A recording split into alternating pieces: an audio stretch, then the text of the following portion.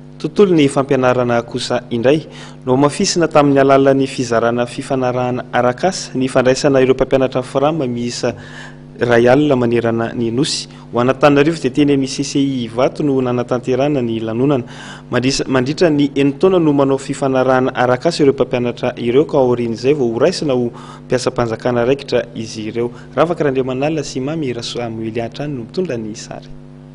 Tontosa androany ny fizarana ny taratasy fanamarinana na maha-piasa ny Ministera Fanabazam-pireneny ireo mpampianatra miisa ray alina no raisina manerana fara-padidy-pampianarana eto Madagasikara.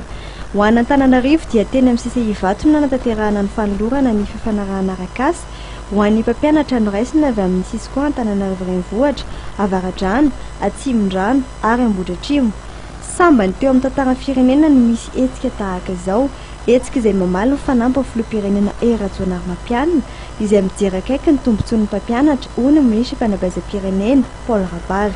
Amafisina ny fampiofanana ireo mpampianatra frama mba hanatsarana ny kalitaon'ny fampianarana azy ireo. Kontra io dia taona izy io.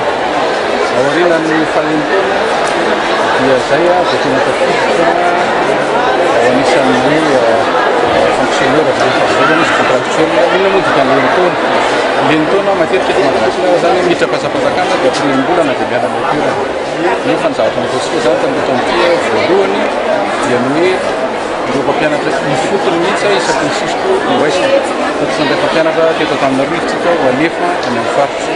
Dia ny faharoa ireo mpampianatra koa dia maraiky amin'izay toerana rehetra ny tafanazy fa tsy mangataka affectation. Izay rehetra mpampianatra zany tonga ao anatin'ilay lenitaona satria io no apetrakom-balana dia tafiditra définitivement ny mpiasa-panjakana. Nefa ny lenitaona io dia contractuel ohatran'ny contractuel rehetra izay maso ny mpiasa-panjakana izy.